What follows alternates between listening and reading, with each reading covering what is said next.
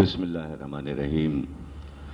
تمام تعریفیں اللہ کے لیے، درود اور سلام محمد اور آل محمد۔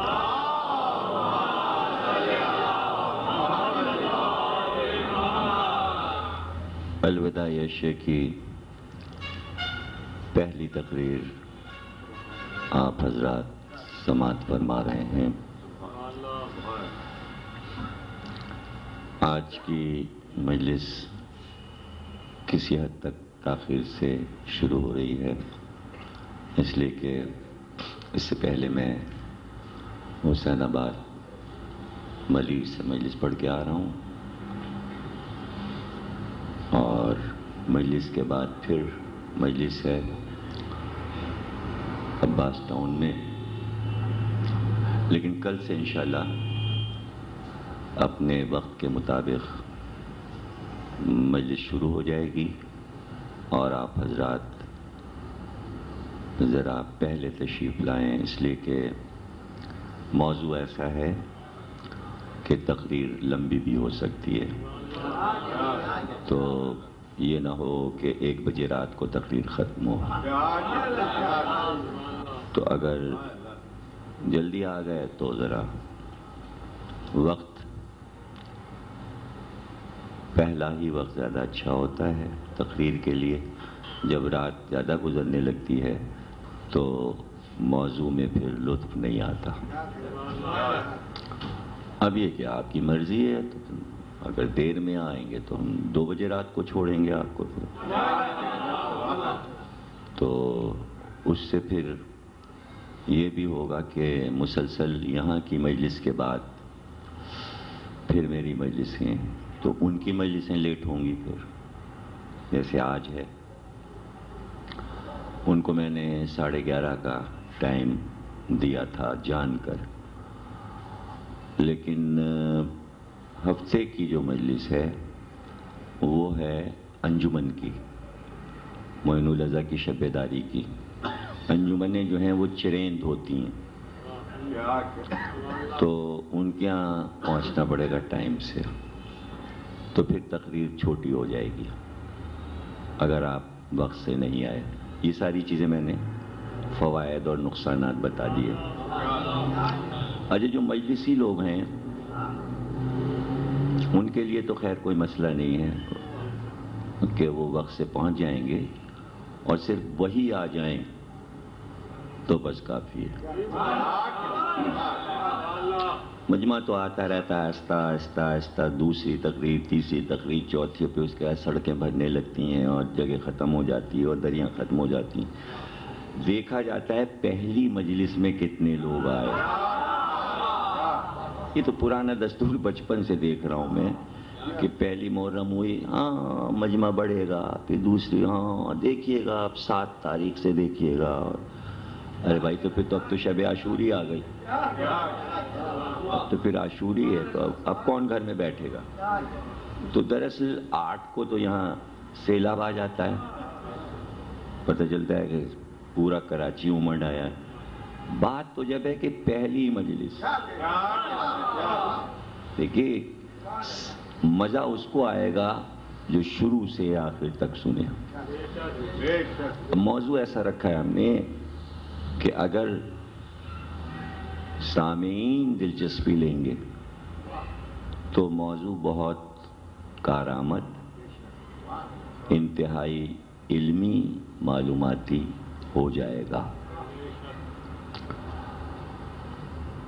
پوری دنیا کی عزاداری، ظاہر ہے کہ یہ اب تو آج چاند ہو گیا تو اب 9 تقریریں ہو گئیں۔ 30 کو ہوتا تو 10 ہوتی، جب 30 کو چاند ہوتا ہے تو 10 ہو جاتی ہیں مجلسیں، اور جب 29 کا چاند ہو جاتا ہے تو 9 ہو جاتی ہیں۔ اور 9 میں بھی جو یوم غم 8 ربیع الاول کی تقریر ہے اس کو تو اس میں جوڑیے ہی نا، تو اب بچیں 8 تقریریں۔ اب 8 تقریروں میں موضوع پر گفتگو ہے، تو زیادہ سے زیادہ یہ ہو سکتا ہے کہ ہم موضوع کی فہرست 8 دن میں آپ کو سنا دیں۔ چونکہ میری ایک کتاب ہے، اس کتاب کا نام ہے پوری دنیا کی عزاداری. تو اب ظاہر ہے کہ جب کتاب آئے گی اور لوگ پڑھیں گے تو وہ تو دھیرے دھیرے مطالعہ کریں گے. تو اس کا میں چاہتا تھا کہ یہاں کتاب آنے سے پہلے اس اشرے میں ہم آپ کو یہ بتائیں کہ ہم نے پوری دنیا کی عزاداری کو تلاش کیسے کیا، ڈھونڈا کیسے کہ کہاں کہاں غم حسین منایا جا رہا ہے. چونکہ عزا کرنے والے اپنا شہر اور شہر میں بھی اپنے محلوں تک محدود ہیں عزاداری میں. بہت سے بہت اخبار میں پڑھ لیا یا ٹیلی ویژن پہ دیکھ لیا کہ پاکستان کے کن کن شہروں میں جلوس عزا نکلے. وہ بھی ایک ذرا سی جھلک. اور خاص خاص شہر کے لاہور میں عزاداری ہو گئی، ملتان میں ہو گئی، فیصل آباد میں ہو گئی، اسلام آباد راولپنڈی میں ہو گئی، کراچی میں ہو گئی. لیکن کوئی قریہ، کوئی گاؤں، کوئی دیہات ایسا نہیں ہے کہ دیہات اور گاؤں سے بھی چھوٹے چھوٹے چک ہوتے ہیں، کھیت ہوتے ہیں، کھیتوں میں بھی آبادیاں ہوتی ہیں کہ جو اپنی زراعت کو دیکھتے ہیں تو وہ بیچ میں ایک چھوٹی سی آبادی بنا لیتے ہیں. اس گاؤں کا کوئی نام نہیں ہوتا، نمبر کہلاتے ہیں وہ، فلاں نمبر. تو وہاں بھی ہم نے مجلسیں پڑھی ہیں کہ چاروں طرف کھیت ہیں، بیچ میں مجلس ہو رہی ہے. تو اس میں یہ دیکھنا ہے کہ جو حسین کا چاہنے والا ہے وہ کسی بھی عالم میں ہو، اس کو اس کی پرواہ نہیں کہ میں غریب ہوں یا امیر ہوں. اچھا، اسے اس کی بھی پرواہ نہیں کہ میں کس مذہب کا ہوں، اسے اس کی بھی پرواہ نہیں میں کس فرقے کا ہوں. اگر وہ محب حسین ہے تو اس کو اس کی پرواہ نہیں ہوتی کہ برادری کیا کہے گی، رشتہ دار کیا کہیں گے، کوئی اسے پرواہ نہیں ہوتی. اس میں یہ ایک تاثر چھپا ہے اس موضوع میں جو ہم آپ کو بتائیں گے کہ وہ آپ سے کسی موضوع پہ گفتگو نہیں کرنا چاہے گا. مثلا آپ کسی مجلس میں جائیں اور اس سے کہیں کہ تم مسلمان ہو، کلمہ پڑھا، وہ اس موضوع پہ آپ سے بات ہی نہیں کرنا چاہے گا. وہ آپ سے اس موضوع پہ بات ہی نہیں کرنا چاہے گا. یہ بات میں مسلمانوں اور خصوصاً شیعوں کے دماغ سے اس 8 دن میں نکلوانا چاہتا ہوں کہ جو غم حسین منا رہا ہے آپ اس کو لا الہ الا اللہ کے آئینے میں مت دیکھیں.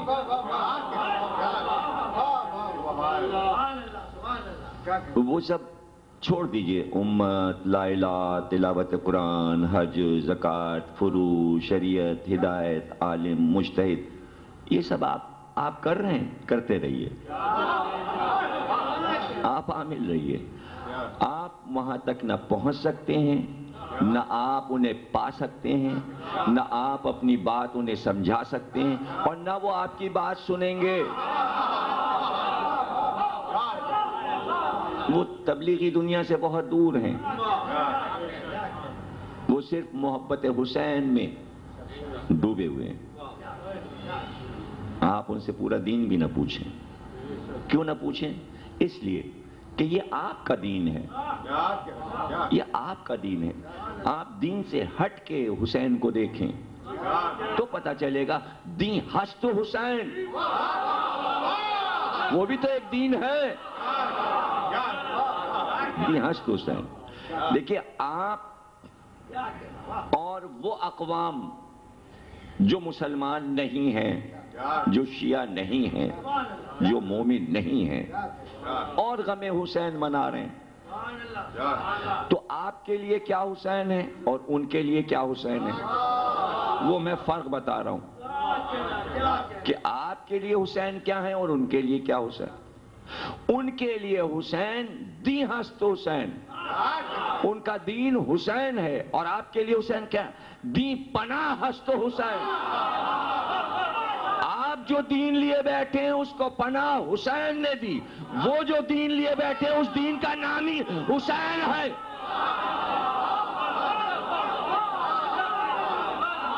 اب مجھے نہیں معلوم دونوں میں افضل کون ہے، اب یہ آپ فیصلے کیجئے، لیکن میں نے فرق بتا دیا آپ کو. آپ جس دین کو لیے بیٹھے ہیں، عالم اسلام، 53 اسلامی ملک، ان اسلامی ملکوں کو اور اس میں چلنے والی شریعت اور فقہ اور لا الہ سب کو حسین نے پناہ دی. پناہ دی. پناہ کس کو دی جاتی ہے؟ پہلے اس پہ بات ہو جائے، پھر اس پر بھی بات ہو جائے گی کہ حسین دین ہے. پناہ کسے دی جاتی ہے؟ دیکھیے، پناہ کے لیے آپ یوں سمجھیے کہ دشمنوں سے ڈر کے ایک آدمی بھاگا ہوا ہے، اس گلی میں گھس رہا ہے، اس گلی میں گھس رہا ہے، کہیں اس کو پناہ نہیں مل رہی، پریشان حال گھوم رہا ہے. اچھا، سب اس کو اپنے دروازے سے بھگا رہے ہیں کہ اگر تجھے پناہ دے دی تو ہم تیرے ساتھ قتل ہو جائیں گے، مارے جائیں گے. سن 61 تک، 11 ہجری سے 61 ہجری تک گلی گلی آپ کا دین بھاگا بھاگا پھر رہا تھا، اور ایک ایک سے کہہ رہا تھا دروازہ کھولو، پناہ دو. ہر ایک کہتا تھا جا، تیرے ساتھ ہم بھی مارے جائیں گے، ہم بھی مارے جائیں گے، ہم بھی مارے جائیں گے. حسین نے کہا ہم مارے جائیں گے مگر تجھے بچا لیں گے.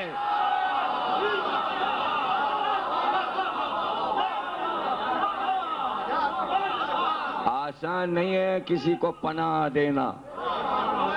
صرف مصرع نہیں ہے کہ حسین نے دین کو پناہ دے دی. یہ ایک پورا منشور ہے اور اس کو سب کو سمجھنا چاہیے کہ ذرا سا حق کا اعلان کر دیا تھا اصحاب کہف نے تو بادشاہ سے ڈر کے بھاگے اور ادھر ادھر پناہ ڈھونڈتے پھرے. پناہ نہیں انہیں مل رہی تھی، اس لیے کہ بادشاہ قتل کا حکم دے چکا تھا. تو ایک غار نے ان کو پناہ دی، ایک غار نے ان کو پناہ دی، انسانوں نے نہیں. انسانوں نے پناہ نہیں دی، ایک غار نے ان کو پناہ دی. تو اللہ نے اس غار کو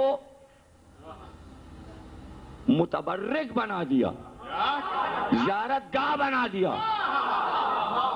نہیں سمجھ رہے آپ؟ یعنی جو پناہ دے اللہ والوں کو تو اس جگہ کو اللہ پاکیزہ بنا دیتا ہے، اور جب اللہ کے دینی کو کوئی پناہ دے تو پھر حسین کا گھر متبرک ہے، زیارت گاہ ہے، جیسے اصحاب کہف کا غار. اب ادھر ادھر نہ بھٹکو، جس نے دین کو پناہ دی ہے وہ ہے زیارت گاہ. یہ کوئی بڑی بات نہیں کہ آپ حج کر دیں چلے گئے کعبے، یہ کوئی کارنامہ نہیں ہے. پیائی کا ٹکٹ لیا عمرہ کرنے جا رہے ہیں، یہ کوئی کارنامہ نہیں. 2 لاکھ عمرے کر لیجئے، 50,000 حج کر لیجئے، لیکن اگر وہاں نہیں گئے، ایک حج بھی نامہ اعمال میں نہیں لکھا گیا. اس لیے کہ جس نے پناہ دی ہے کعبے کو، جس کے حصار میں کعبہ آ گیا. تمہیدی تقریر ہے، لیکن ہم ان چیزوں کو دلائل کے ساتھ قرآن، حدیث، تاریخ کی روشنی میں روز اس بات کو واضح کریں گے کہ حسین کو دنیا سمجھی کہاں، سمجھی کہاں. اور ایسی منزل پہ کہ جہاں اسلام کے 73 فرقے اور خود ہمارے قریب رہنے والے مسلمان اور خود ہمارے شیعہ اب تک حسین کو نہیں سمجھ پائے تو وہاں اگر ایک ہندو، ایک سکھ، ایک عیسائی، ایک یہودی حسین کو سمجھ جاتا ہے، ہمارے لیے وہ مسلمان سے زیادہ قابل احترام ہے۔ یہ بات سمجھانا ہے اور ذہن میں بٹھانا ہے، بٹھانا ہے ذہن میں۔ ہماری نگاہ میں اس کی قدر ہے، اس لیے کہ یہ حسین کو سمجھا۔ بھئی آپ نے حسین کو سمجھا تو کیا بڑی بات ہے؟ کیا بڑی بات ہے؟ آپ نے اللہ کو مانا، پھر اللہ کے نبی کو مانا، آپ جلدی سے پہنچ گئے، نبی کا نواسا ہے حسین، آپ سمجھ گئے حسین کو۔ یہ کوئی کارنامہ تو نہیں ہے۔ وہ نہ جانتے ہیں اللہ کیا ہے، نہ وہ جانتے ہیں لا الہ کیا ہے، نہ وہ جانتے ہیں رسول کیا ہے، نہ وہ جانتے ہیں کعبہ کیا ہے، نہ وہ جانتے ہیں شریعت کیا ہے، مگر حسین کو جانتے ہیں۔ کیسے؟ کس طرح؟ آپ کی عقل حیران رہ جائے کہ اسلام کے کسی شق سے نہیں واقف، شریعت کے کسی رکن سے نہیں واقف۔ آپ ان سے پوچھتے رہیں گے تو وہ حق بق منہ کھولے سوچتے رہیں گے کیا پوچھ رہا ہے یہ کہاں کی بات کر رہا ہے۔ وہ سیدھے سیدھے کہے گا بھائی آپ ہم سے حسین کی بات کیجئے، آپ ہم سے حسین کی بات کیجئے۔ تو جب آپ اسے پوچھیں گے بھائی کیوں مانتے ہو، تو وہ آپ سے پوچھے گا کہ تم کیوں مانتے ہو، تم کیوں مانتے ہو۔ اگر آپ نے اس کے سامنے کہہ دیا کہ بھائی ہمارے تو اسلام کے ہیں حسین، تو وہ ہنسے گا آپ پر، کہے گا بس تم اپنی شخصیات کو محدود رکھتے ہو۔ دیکھیے بات یہی آتی ہے کہ مسلمان جب کہتا ہے اللہ اکبر تو کیا سوچ کے کہہ رہا ہے اللہ اکبر؟ یہ سوچ کے کہہ رہا ہے کہ اللہ صرف مسلمانوں کا ہے اور اسلامی ملکوں میں رہتا ہے، اسی کا فساد پوری دنیا میں مچا ہوا ہے۔ اسی لیے پوری دنیا میں جھگڑے ہو رہے ہیں۔ سب کے سمجھ میں میری تقریر نہیں آئے گی، لیکن کوشش کیجئے اپنے دماغ کو ذرا سا تیز کیجئے تو جلدی جلدی باتیں سمجھ میں آ جائیں گی، اور تسلسل خطابت میں بہت ضروری ہے، ورنہ یہ کہ یہ باتیں ہر ایک کے سمجھ میں نہیں آتی، اس لیے کہ اس طرح کی باتیں روز روز نہیں ہوتی ہیں۔ جھگڑا یہی ہے کہ جب تو نے اللہ کو اپنا کہہ دیا، تیری مسجد میں محدود، باہر مسجد سے اللہ نکلتا ہی نہیں، تو وہ تمہارے اللہ کو کیوں مانے؟ اللہ کو تو باہر نکالو، بند کر کے رکھا ہوا ہے پاکستان میں اللہ کو۔ سعودی عرب والے سمجھیں ہم نے بند کیا ہوا ہے، امارات والے سمجھیں ہم نے بند کیا ہوا ہے، ترکی والے سمجھیں اللہ میاں ہمارے پاس ہیں۔ اور اگر ہندوستان کہہ دے کہ اللہ میاں یہاں ہے، تمہارے یہاں کہاں سے آ گیا؟ کافروں کے پاس اللہ میاں کہاں سے؟ یہ ہے جھگڑا۔ نبی ہمارے، ٹھیک ہے تو تمہارے۔ نقصان کیا ہوا اس سے؟ یہ جو آپ کہتے ہو اللہ ہمارا، نبی ہمارا، قرآن ہمارا، اس کے نتائج کیا؟ اس کے نتائج یہ ہوئے کہ اچھا نبی تمہارا ہے تو جیسے تم ویسے تمہارا نبی۔ وہ تو دور سے بیٹھے دیکھ رہے، وہ یہ بات آپ کی کیوں مانے؟ آپ لاکھ چلاتے رہیے بڑا اعلیٰ تھا ہمارا نبی، تم تو اعلیٰ نہیں ہو۔ اگر نبی تمہارا اعلیٰ تھا تو تم اعلیٰ کیوں نہیں بنے؟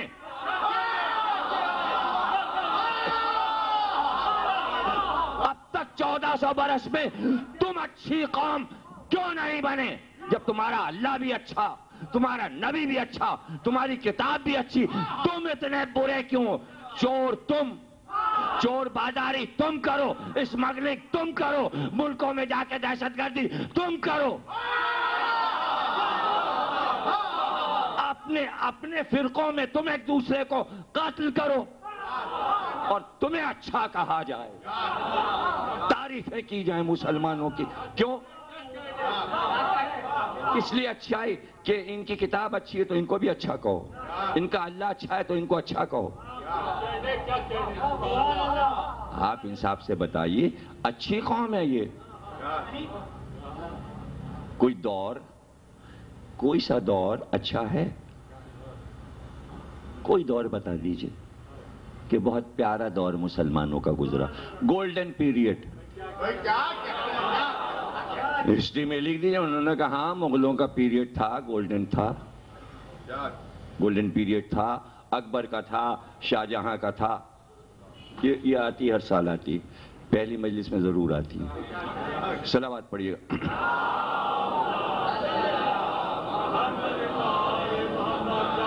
کوئی بھی پیریڈ ان کا بھائی اکبر کا ہے گولڈن پیریڈ ہے، شاہ جہاں کا ہے. تو وہ ہندوستان کی حکومت پوری مسلم دنیا تو نہ ہوئی. تو آپ کو اگر یاد آئے 8 دن میں کہ مسلمانوں کا کوئی عہد گولڈن، خوبصورت، آرام دہ، عوام آرام سے رہے، چین سے رہے، کبھی بے خطا کوئی قتل نہیں ہوا، قتل عام ملک میں نہیں ہوا، چوریاں نہیں ہوئیں، ڈاکے نہیں ہوئے، کرپشن نہیں پھیلا. تو اگر کوئی پیریڈ یاد آ جائے تو بتا دیجئے گا.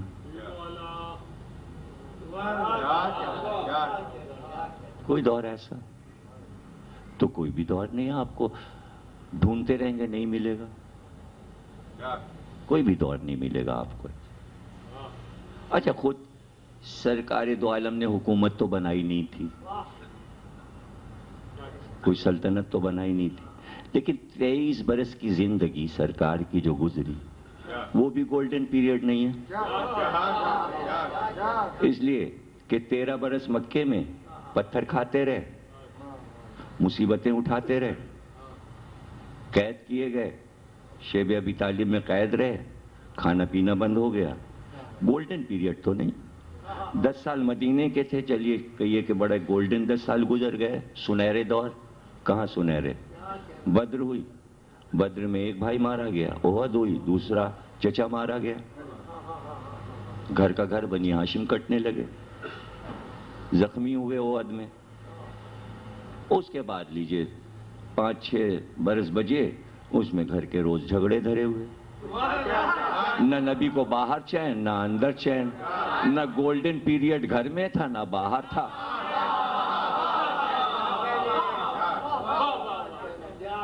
اب اس کے بعد بڑے مسلمان کہتے ہیں خلافت راشدہ. اچھا تو کوئی اس میں گولڈن ہو تو بتائیے، کوئی گولڈن ہو تو بتائیے. برسر اقتدار آئے، سب سے پہلے حضرت ابوبکر رضی اللہ تعالیٰ عنہ. لیجئے دور شروع ہوا خلافت کا، 2.5 سال کا دور. جیسے ہی برسر اقتدار آئے، ایک طرف سے ایک آدمی اٹھا، اس نے کہا میں نبی ہوں. دوسری طرف سے ایک عورت اٹھی، اس نے کہا میں نبی ہوں. ایک طرف عورت نبی بنی، ایک طرف مرد نبی بنا. دونوں سے لڑنا پڑا انہیں. مسلمان بزی ہو گئے جنگ میں. آخر میں وہ دونوں مل گئے، دونوں نے شادی کر لی، نبیین نے اور نبی نے.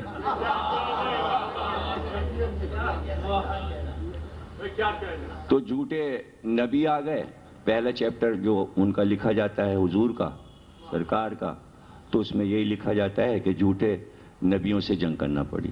اس کے بعد زکوٰۃ کا جھگڑا شروع ہو گیا. یعنی نبوت سے جھگڑا شروع ہوا اور زکوٰۃ پہ ختم ہو گیا. زکوٰۃ دو، زکوٰۃ دو، زکوٰۃ دو، جس نے دی اس سے جھگڑا ہوا. لیجیے وہ 2.5 سال ختم ہو گئے. جلدی سے جا کے حضور سے ملق ہو گئے، یا یوں کہیے کہ حضور نے جلدی سے بلا لیا. حضور کو بغیر ان کے چین ہی نہیں پڑ رہا، کیونکہ دوستی اتنی تھی کہ حضور نے کہا بھائی تم فوراً آ جاؤ. زندگی میں بھی دوستی تھی، مرنے کے بعد بھی دوستی. لیجیے اس کے بعد پھر جسے بہت کہیں کہ بھائی بڑا گولڈن پیریڈ تھا، تو وہ بھی 11 سال لڑائی لڑائی لڑائی لڑائی لڑائی لڑائی، فتوحات فتوحات فتوحات فتوحات. گھوڑے کی پیٹی سے نہ اترے مسلمان. دشت دریا بھی نہ چھوڑے ہم نے، بحر ظلمات پہ دوڑا دیے. تو اب بحر ظلمات میں نکل گئے، مدینے سے بہت دور مسافرت میں اندھیرے میں بیچارے زندگیاں گزار رہے ہیں، پریشانی، تو یہ بھی گولڈن نہ رہا۔ اس کے بعد لیجئے ہنگامی حالات شروع ہو گئے، بغاوتیں شروع ہو گئیں اور شہادتیں شروع ہو گئیں۔ مولا علی کا دور آیا تو وہ تو پورا شروع ہی سے تھا، 25 برس تو گزر ہی چکے تھے مصیبتوں میں، تو اب مولا علی کیا سنبھالتے؟ صفین ہو گئی، جمل ہو گئی، نہروان ہو گئی، یہ لیجئے 40 ہجری میں مولا شہید ہو گئے۔ امام حسن کا دور آیا، 6 مہینے کے اندر ہنگامے شروع ہو گئے، لیجئے 50 ہجری 28 صفر کل کی تاریخ شہادت ہو گئی۔ دیکھتے ہی دیکھتے 50 سے 60 10 سال گزر گئے، خاموش بیٹھے رہے امام حسین۔ ہاں آپ کہہ سکتے ہیں کہ یہ 50 ہجری کے بعد جو دور آ رہا ہے تو یہ گولڈن پیریڈ تھا یزید کا۔ اس کو مسلمان بہت کہتے ہیں ہائی لائٹ کہ یہ بڑا گولڈن پیریڈ تھا، اور اس میں کوئی ایسا ہنگامہ وغیرہ نظر نہیں آتا، اور بہت بڑا ملک ہو گیا تھا، بڑی سلطنت ہو گئی تھی۔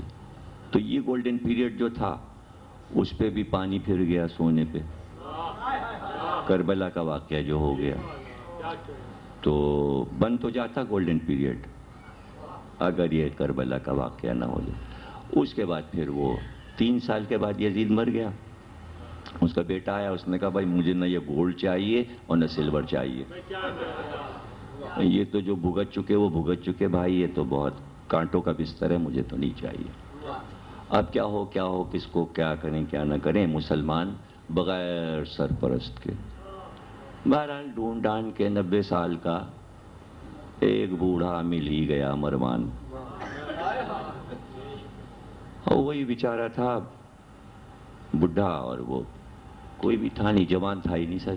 اچھا جوان کبھی ملے ہی نہیں امت کو،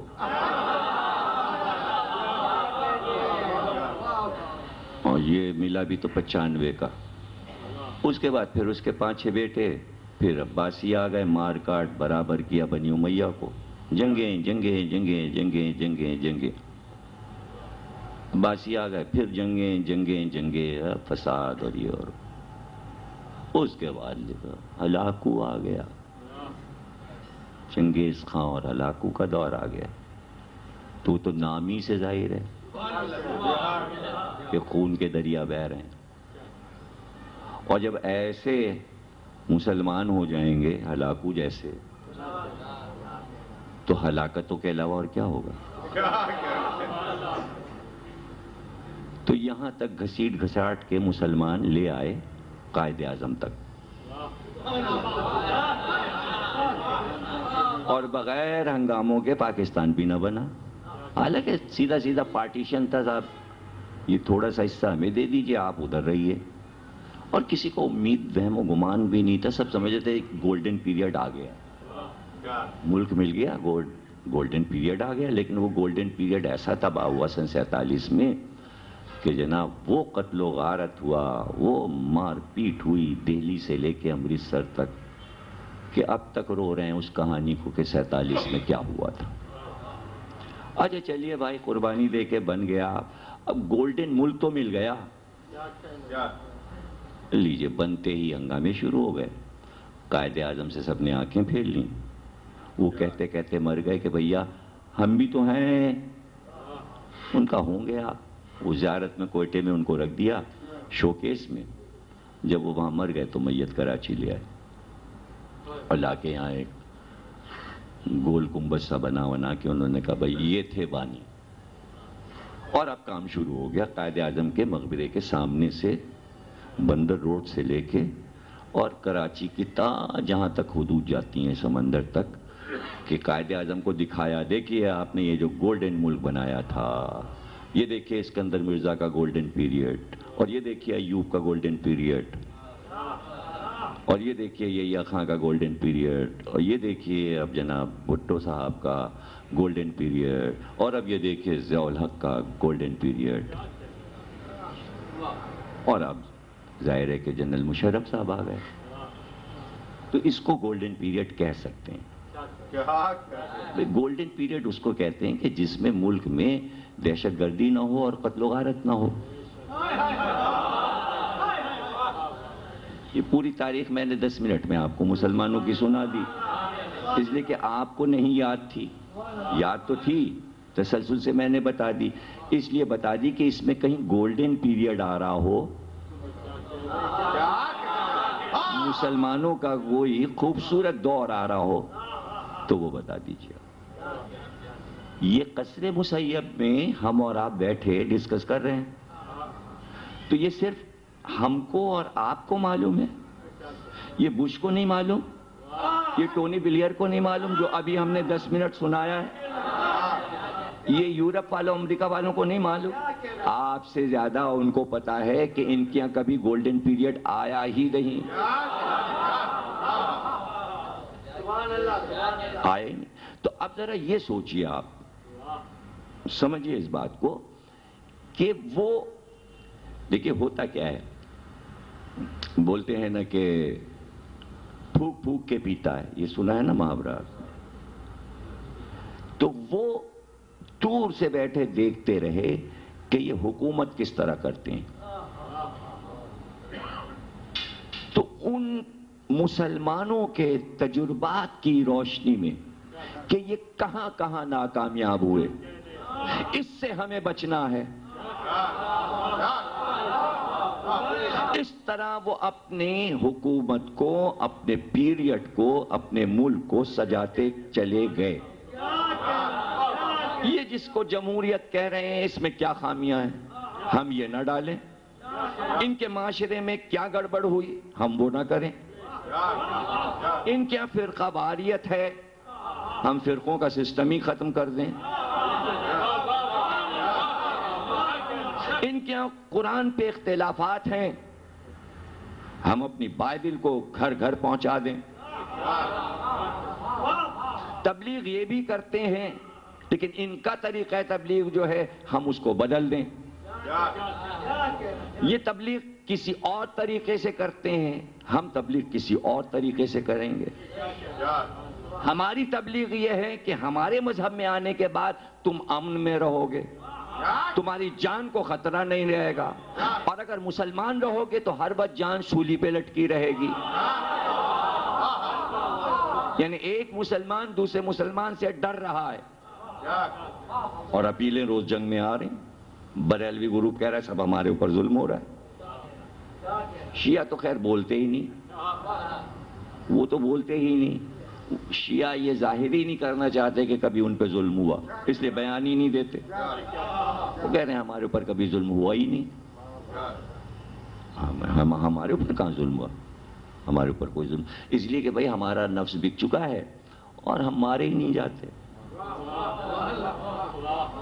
اور ہم مر کے زندہ ہو جاتے ہیں، تو سب زندہ ہیں، وہ آج مرے کل واپس پھر مجلس میں آ گئے بیٹھے ہوئے، اچھا سب کو اطمینان آ گئے ہوں گے بیٹھے ہوں گے، اس لیے کیا بیان دینا، اب جو بول سکتے ہیں وہ دیتے کہ صاحب ہمارے اوپر ظلم ہو رہا ہے، ہمارے سیاسی پارٹیاں کہتی ہیں ہمارے اوپر ظلم ہو رہا ہے، پیپلز پارٹی کہہ رہی ہے ہمارے اوپر ظلم ہو رہا ہے، مسلم لیگ کہہ رہی ہے ہمارے اوپر ظلم ہو رہا ہے، ہمارے لیڈروں کو باہر نکالا ہوا ہے، تو ہر مظلوم بنا ہوا ہے۔ اچھا آپ مظلوم بنے، یہ بتائیے کہ آپ کے اوپر جو ظالم ہے وہ کس مذہب کا ہے، وہ کس مذہب کا ہے؟ اچھا انہوں نے کہا بھئی یہ اس کو کیسے روکا جائے، کیسے روکا جائے، اس کو کیسے دبا جائے، ارے یہ سب امریکہ کرا رہا ہے، صحیح ختم، یہ سب امریکہ کرا رہا ہے، بات ختم، مختصر سی۔ اب یہ امریکہ کب تک کراتا رہے گا، اور جب تک یہ سب کچھ کرتا رہے گا آخر اس کا کوئی توڑ ہے کہ نہیں، کوئی توڑ ہے کہ نہیں ہے، اور اس میں آپ دیکھ لیجئے کہ بھائی آپ ایک بھی نہیں ہونا چاہتے، آپ ایک نہیں ہونا چاہ رہے، یعنی جب کسی پہ بلا آتی ہے تو اپنی جان بچاتے ہیں، بھائی جس وقت وہ افغانستان میں تشریف لا رہے تھے تو آپ کہتے ہیں مت آئیے ہم سب ایک ہیں، آ گئے، اچھا وہ عراق میں بھی کہہ کے آئے، آپ کہتے ہیں بھائی یہاں پر کچھ پاکیزہ روزے ہیں، آپ یہاں آ کے کیا کرو گے، تیل چاہیے ہم آپ کو دیتے رہیں گے، آپ صدام کو ہٹانا چاہ رہے ہو ہٹا دینا، آپ خود نہ آئیے، جیسے مشرف صاحب نے کیا کہ بھائی آپ خود نہ آئیے، ہم خود ہی صفائی کرتے رہیں گے، آپ ادھر ہی رہیے، یا تو یہ کر لیتے۔ اب یہ مسئلہ درپیش ہے ایران کے لیے، اور اب سارے لوگ اگر اس وقت ایک ہو جائیں 53 اسلامی ملک، اور ایک ہو کر کہیں کہ بھائی خبردار ایران کی طرف نہ دیکھنا، بجائے اس کے ٹی وی پر حمید گل یہ کہہ رہے ہیں کہ ہم شکر کریں گے اگر ایران پہ حملہ ہو جائے، ٹی وی پہ کہا انہوں نے۔ بھائی کیوں، آپ کیوں چاہتے ہیں جب حملہ ہوگا ایران پہ تو سب ایک ہو جائیں گے؟ دیکھا یہ کوئی بات ہے؟ ارے پہلے کیوں نہیں ایک ہو رہے ہیں آپ؟ پہلے کیوں نہیں ہو رہے ہیں ایک؟ اس سارے ہنگاموں میں، یہ دنیا جب سے بنی ہے تب سے ہنگامے ہو رہے ہیں، اور آج بھی ہو رہے ہیں اور ہوتے رہیں گے، کبھی یہ امن کا گہوارہ نہیں بنے گا۔ ایسے میں ایک پناہ گاہ ہے، پوری دنیا جہنم بنی ہوئی ہے، اور اس میں ایک پناہ گاہ ہے جسے حسین کی عزاداری کہتے ہیں، جسے عزائے حسین کہتے ہیں۔ کچھ دیر ذکر حسین سننے کو بیٹھے تو لگا جنت میں بیٹھے ہوئے، جانے کہاں کی سیر کر رہے ہیں۔ لگتا ہے اس دنیا کی باتیں ہی نہیں ہو رہی اگر ذکر حسین ہو جائے۔ کیوں؟ اس لیے کہ جو دین کو پناہ دے سکتا ہے وہ دین کے گناہگاروں کو بھی پناہ دے سکتا ہے، لیکن کوئی پناہ میں آئے تو، کوئی دل سے حسین کو مانے تو، دل سے پکارے تو۔ کس کی نہیں سنتے؟ کس کی نہیں سنتے؟ حسین کس کی نہیں سنتے؟ کوئی شرط نہیں لگائی حسین نے، شرط نہیں لگائی۔ جب ہم 8 دن گفتگو کریں گے دیں ہست حسین پر، دیں ہست حسین پر، تو آپ کو پتہ چلے گا کہ حسین نے ایک ایسی راہ کھول دی کہ دین کو بچایا کیسے۔ قرآن نے اعلان کر دیا کہ کافر اور مشرک کعبے میں نہیں آ سکتا، اور چونکہ مسجد کعبے کی شبیہ ہے اس لیے آیت آ گئی خبردار مسجد میں بھی کافر اور مشرک نہ آنے پائے۔ سورہ توبہ نازل ہوئی، اعلان ہو گیا کہ کافر اور مشرک خانہ خدا میں نہیں آ سکتا۔ تو پہلے وہ لا الہ کہے، اگر اس کا بیٹا بیمار ہو، اسے اولاد نرینہ نہ ہو، اس کے پاس رزق نہ ہو، تو وہ لا الہ کہے، پھر اللہ کے گھر میں آئے، 2 رکعت نماز پڑھے، پاکیزہ ہو، پھر دعا کرے، پھر اللہ سے کہے مجھے بیٹا دے، مجھے رزق دے، میرا بیٹا بیمار ہے صحیح کر دے۔ اب اسلام کو حسین بچاتے کیسے؟ اس لیے کہ یہ میرے نانا کا آئین ہے، بغیر لا الہ کے تم خدا کے گھر میں نہیں آ سکتے، لیکن دروازہ بھی بند نہیں کر رہے۔ وہاں کا دروازہ اس لیے کھلے گا کہ پہلے لا الہ کہو، لیکن ایسا بھی نہیں ہے کہ انسانیت کی خدمت اہل بیت نہ کرے، تو حسین نے اپنا دروازہ کھول دیا۔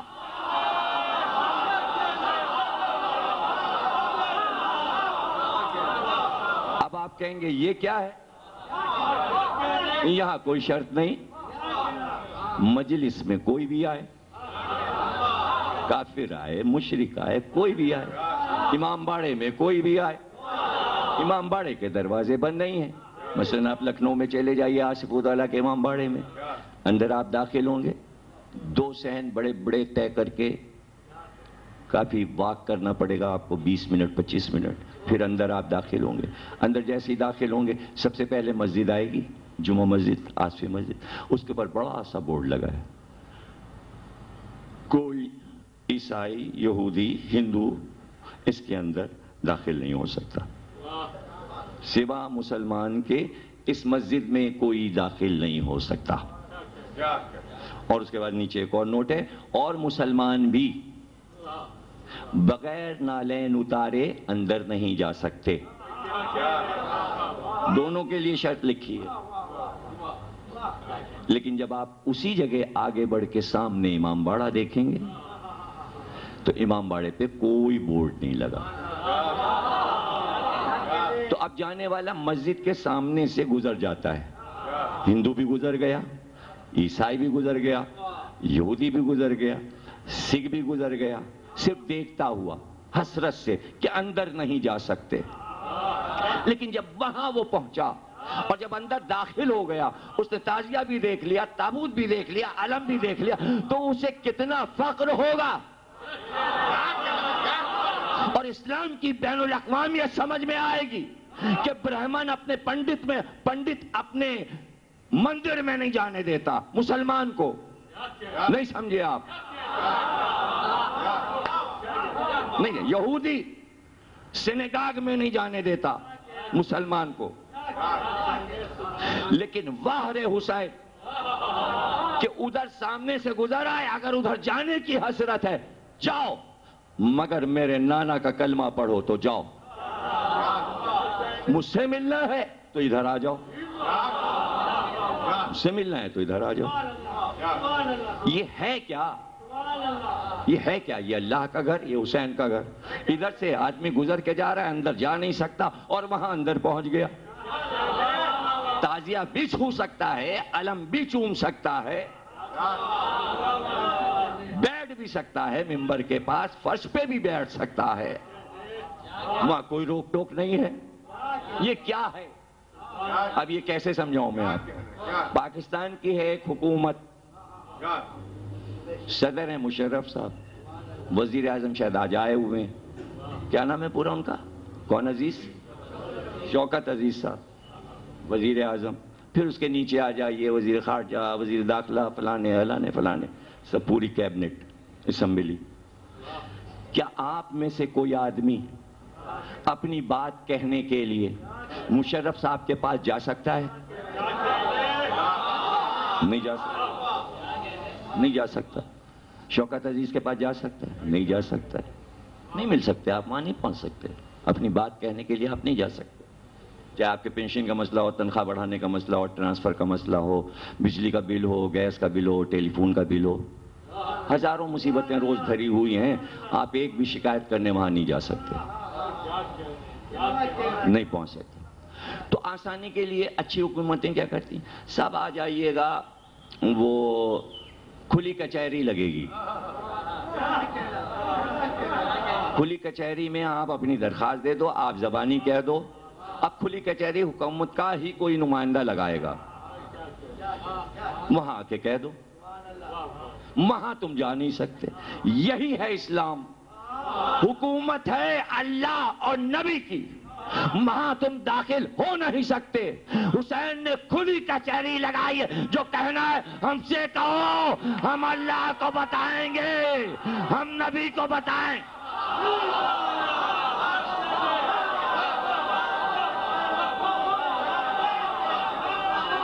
اب بد نصیب ہے وہ جو کھلی کچہری میں بھی نہ آئے. مجلس حسین کی کھلی کچہری ہے. آؤ, کہنا ہے کو. بس آج کی تقریر ختم ہوئی, اس لیے کہ رابعہ سینٹر سے کوئی 10 منٹ پہلے اظہر صاحب لینے مجھے آ چکے, اور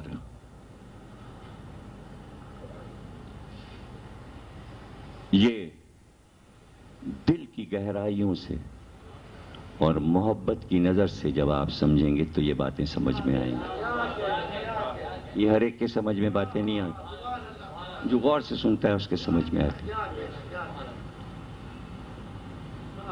اور اسی کی روشنی میں جب آپ دیکھیں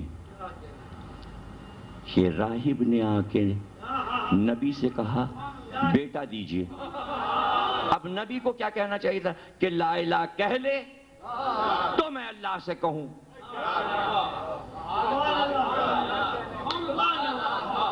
اگر نبی یہ کہے لا الہ کہہ دے تو اسلام ہو جاتا بدنام, کہ جو بھی نبی کے پاس ضرورت کے لیے آیا, ضرورت مند انسان, پہلے زبردستی کلمہ پڑھواتے تھے, پھر اس کی ضرورت پوری کرتے تھے. اس نے صاف بات کہہ دی کہ بھائی ہمارے ہاں تیرے لیے بیٹا ہے ہی نہیں،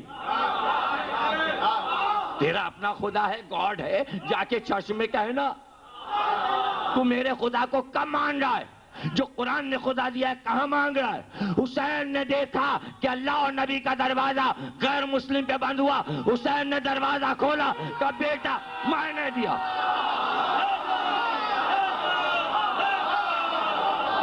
بیٹا میں نے دیا، بیٹا میں نے دیا۔ تو اسے سے کیا غرض کہ دین و شریعت کیا ہے؟ دعا مانگنے والا دعا مانگ رہا ہے، حسین سن رہے ہیں؟ آپ وہاں شرطیں نہ لگائیے، اپنی چیزیں اپنے پاس رکھیے۔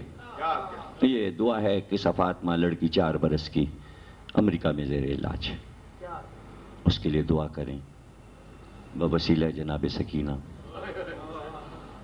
اللہ اس کو شفا عطا فرمائے اور وہ ٹھیک ہو کے اپنے گھر آئے۔ حسین سنتے ہیں سب کی، یہ پتہ کب چلا کہ حسین سب کی سنتے؟ کیا اللہ نے خود چاہا کہ یہ فیصلہ یوں ہو، اس طرح ہو؟ ایک بوڑھی عورت رسول اللہ مسجد میں تشریف فرما تھے، ضعیفہ، سر پہ بہت بڑا بوجھ لیے، ادھر سے جو گزری تو اس کے سر سے بوجھ گر گیا۔ اب اس نے لاکھ چاہا کہ اس کو اٹھا کر اپنے سر پہ رکھے، مگر وہ وزن اس سے نہ ہلا۔ یہ منظر رسول اللہ دیکھ رہے تھے، آپ نے مولا علی کو اشارہ کیا کہ اس کا بوجھ اٹھا کے اس کے سر پہ رکھ دو۔ مولا علی گئے، خیبر کے بعد کا واقعہ ہے، لوگ سمجھے کہ جس نے خیبر کا در اکھاڑا ہے، یہ بوڑھی کا وزن کتنا ہے، علی اٹھا کے سر پہ رکھ دے۔ لیکن جیسے ہی مولا علی نے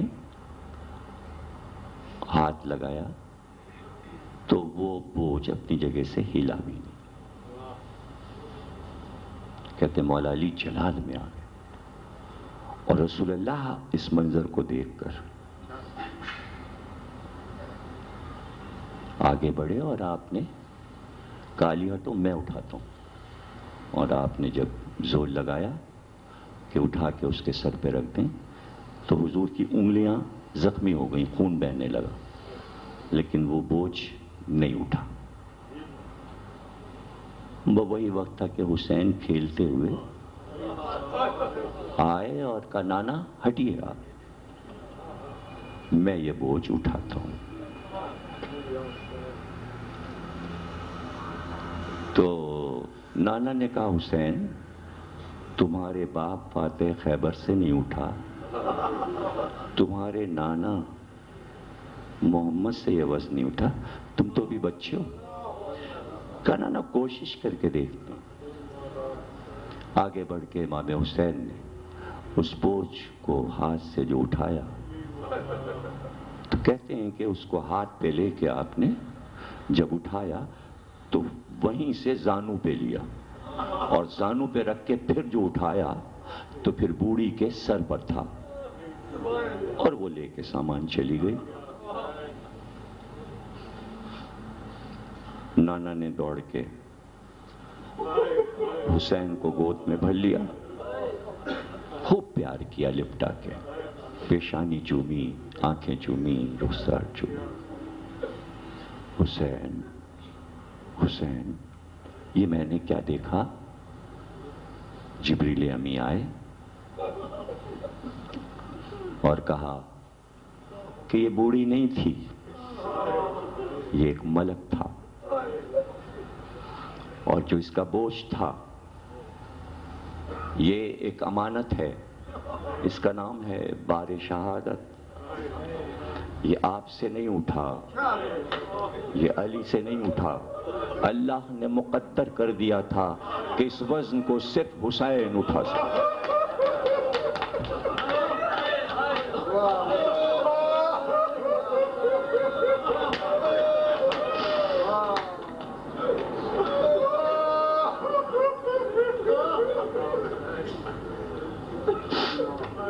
یہ بار شہادت تھا جسے حسین نے بچپن میں اٹھا لیا۔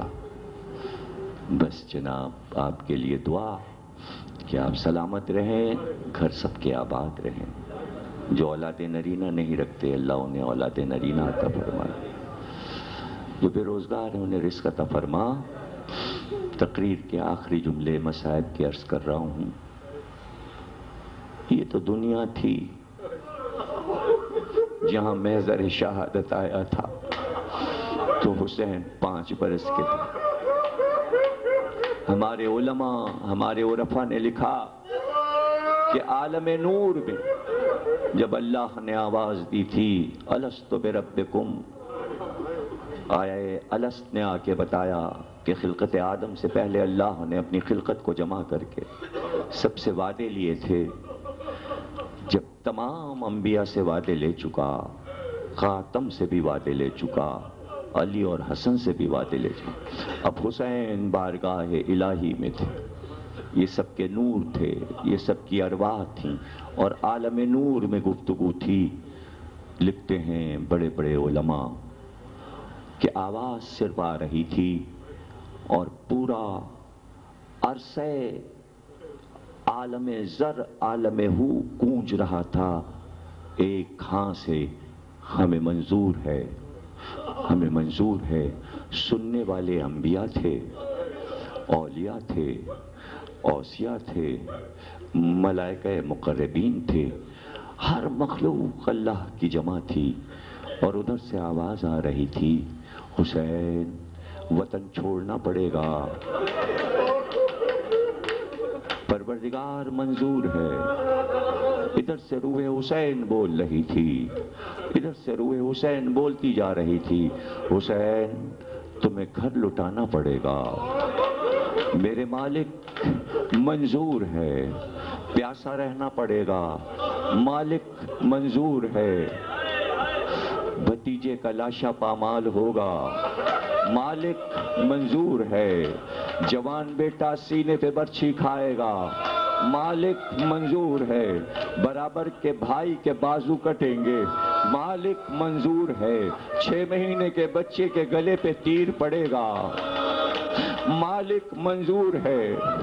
کچھ دیر کے لیے سناٹا چھایا اور پھر آواز آئی حسین بہن کے سر سے چادر چھینی جائے گی، کہتے ہیں روح حسین بالکل چپ ہو گئی مگر کوئی آواز نہ آئی۔ علماء لکھتے حسین کے پہلو میں روح زینب تھی، اس نے بڑھ کے پکارا میرے بھائی حسین کہو کہ منظور ہے، زینب نے منظور کیا، حسین تم بھی